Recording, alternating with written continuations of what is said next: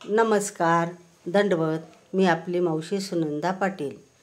काल कोजागिरीनिमित्त जी काही आम्ही मजा मस्ती साजरी केली पौर्णिमा, त्याचा आज व्लॉग टाकणार आहेत तुम्हाला. हे बघा, काल केली होती आम्ही पावभाजी. त्याचा नैवेद्य मी देवाला दाखवते. काल कसं झालं, मी बाहेर गेली, आमची लेडीजची पार्टी होती शेजारी, तिथे गेली. मग घरचे होते, घरचे म्हणजे माझी ताई, तिचे मुलं, तिचे पप्पा, त्यांच्यासाठी आम्ही पावभाजी केली आणि त्याचा नैवेद्य देवाला दाखवतो आम्ही. कधी पण काहीही केलं घरात, भाजी भाकरी दररोजच 2 टायमाचे आमचं तो नियमच आहे, नित्यनेम देवाला नैवेद्य दाखवणे. त्याप्रमाणे मी देवाला नैवेद्य दाखवते. आता आधी सगळ्यात आधी स्वयंपाक केल्यावर देवाला नैवेद्य दाखवला की मग सगळे जेवायला बसता. आणि आता मी तुम्हाला दाखवते. हे बघा, पाव बाहेरून आणले होते आणि पावभाजी घरीच तयार केली होती. कारण की माझी ताई घरी आली, संध्याकाळ झाली तिला घरी यायला ड्युटीवरनं. आणि मग मुलांसाठी तिच्या पप्पांसाठी काहीतरी करायचं होतं. तर म्हटली पावभाजी करू का आई? तर म्हटलं कर, होतं घरात साहित्य. मग तिने झटपट पावभाजी केली. आता हे बघा, माझी तुम्हाला चप्पल दिसत असेल तिला इग्नोर करा, कारण ना मला डॉक्टरांनी डायबिटीस असल्यामुळे घरात चप्पल वापरायला सांगितले आहेत. आणि आता काम पण चालू आहे घरामध्ये, तर चुका पडलेल्या असतात, खिळे पडलेले असतात. मला आहे डायबिटीस, त्याच्यासाठी मला डॉक्टरांनी चप्पल पण आधीच वापरायला लावलेली होती आणि मग मी ती वापरते. डॉक्टर चप्पल आहे ती मऊ हे, मग ती घरात वापरते. मी नाही चप्पल वापरली तर मग मला त्रास होतो, माझे पाय कोरडे पडतात, म्हणून मग मी चप्पल वापरते घरामध्ये. आणि बघा, आम्ही आता बाहेर गेलो, मी बाहेर गेली आहे, बरीच पार्टी होती आम्हाला. अशी अंगत पंगत बसली आमची जेवायला. काहीतरी करायचं ना, मग आता जेवण दूध असं पार्टी असलं की काहीतरी 2 वस्तू असतात. मग काय करायचं मग आम्ही भरीत पार्टी केली. आणि भरीत इतकं सुंदर झालं तर खूप विचारायलाच नको, एवढं सुंदर झालं भरीत. मग आम्ही सगळेजणं जेवायला बसलो आणि जेवण केलं. मग आम्ही सगळ्या ज्या आमच्या गल्लीतल्या ज्या महिला होत्या त्या सगळे मिळून. मग नंतर आम्ही दूध ठेवलं गरम व्हायला. दूध ठेवलं तर मग ते काय एवढं खूप जास्त दूध होतं, मग त्याला आम्ही बाहेरच तापवलं चुलीवर. असं दूध तापवायला ठेवलं आणि मग दूध तापेपर्यंत आम्ही एन्जॉय चालू केला. कारण की दुधाला तापवायला बराच वेळ लागून जातो. ते काही एवढं नसतं, जास्त असतं ना, ते काही थोडंच असतं का, म्हणून. आणि चूल पेटवली होती, बाहेर लाकडं चालू होते, दुधाला सारखं फिरवत होतो नाही लागण्यामुळे. मग त्यामुळे एवढा वेळ काय बसायचं बा, बाकी एन्जॉय करत होते. ज्याला जसं जमेल तसं, आणि जसं ज्याला ज्या गाण्यावर डान्स करायचा तो त्या गाण्यावर करत होता. आणि ज्याला वाटलं की आता आपल्याला फुगड्या खेळायच्या, फुगड्या पण खेळत होते. जसं जमलं तसं, ज्याच्या मनाला जसं वाटेल तसं. कारण कसं आहे, आपण कधीतरी एकत्र येतो, असं नाही. रोजचं त्याचं दिनक्रम ज्याचा त्याचा ठरलेलाच असतो, त्याप्रमाणे चालूच असतं. आता हे सण वारं आपल्या जे काही पूर्वज होते त्यांनी याच्यासाठीच लावून ठेवले की सगळ्यांनी एकत्र यावे, आपल्या विचारांची देवाणघेवाण करावी.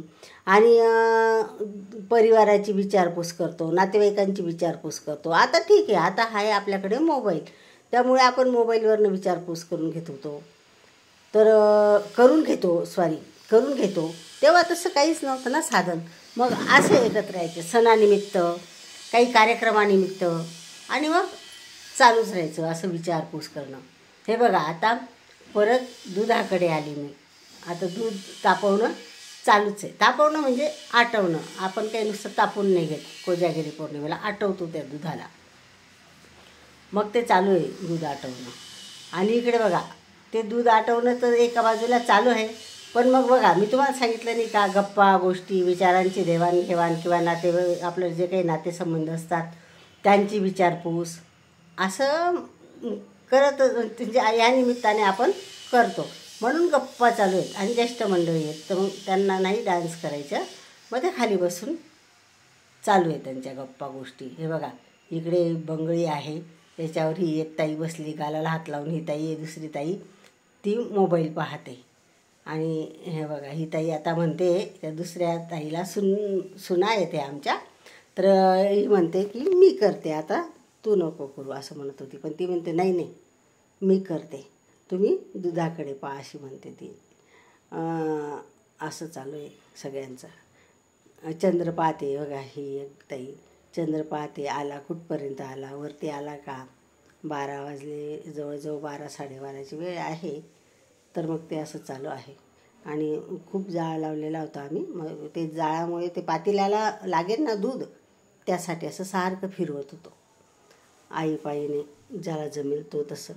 अशा पण गप्पाच मारत होतो आम्ही, म्हणून असं आमचं होतं चालू. आता हे बघा, हे जे ड्रायफ्रूट लागतं आपल्याला, काजू बदाम पिस्ते, ते करून घेत होती ही बाई.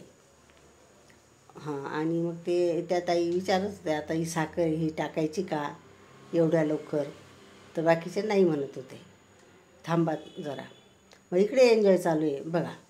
आता ही ताईला डान्स जमतो, म्हणून तिले सगळ्यांनी आग्रह केला तिला की बाई गं, तू काय जे तुझं आवडीचं गाणं असेल त्याच्यावर डान्स कर, आम्हाला पण आनंद घेऊ दे असं. मग ती अगदी आनंदानेच करते. तिला काहीच भान नाही की आपण रोडावर आहे, डान्स करतो आहे असं. ती पण आनंदातच आहे. असं चालू आहे. आणि रोड होता, पण रोडावर काही एवढी म्हणजे गाड्या नव्हत्या, वेळ झाला होता ना, त्याच्यामुळे काही यावेळेला एवढ्या गाड्या नव्हत्या येत. पण मध्ये मध्ये येत होती एखादी दोन, कारण की जागरण चालू होतं ना सगळ्यांचं जिकडे तिकडे, म्हणून. आता हा जो मुलगा आहे तो व्हिडिओ घेतो आहे. त्याला कोणीतरी मोबाईल दिला आणि सांगितलं तू व्हिडिओ घे असं. मग तो व्हिडिओ त्याप्रमाणे व्हिडिओ घेतो आहे तो. असे मुलं होते, चिमुकले होते 2-4 आमच्यामध्ये, नाहीतर आम्ही सगळ्या लेडीज होतो. आणि चाललं होतं मग आमचं काय. हे बघा, मधूनच गाडी आली अजून. असं हा इकडे एक रेकॉर्ड करतो आहे हा पण व्हिडिओज घेतो आहे असं. ती बघा, ती चिमुकली बघा कसा ड्रेस घालून इकडे तिकडे फिरते. पुढे शेजारी गुलाबाई ठेवलेली होती, मग आम्ही गुलाबाईचा पण शूट घेतला. चला तर मग अशा प्रकारे आम्ही कोजागिरी पौर्णिमा साजरी केली. माझा व्हिडिओ जर तुम्हाला आवडला असेल तर शेअर करा, लाईक करा आणि सबस्क्राईब करा. चला तर भेटू मग उद्या. नमस्कार.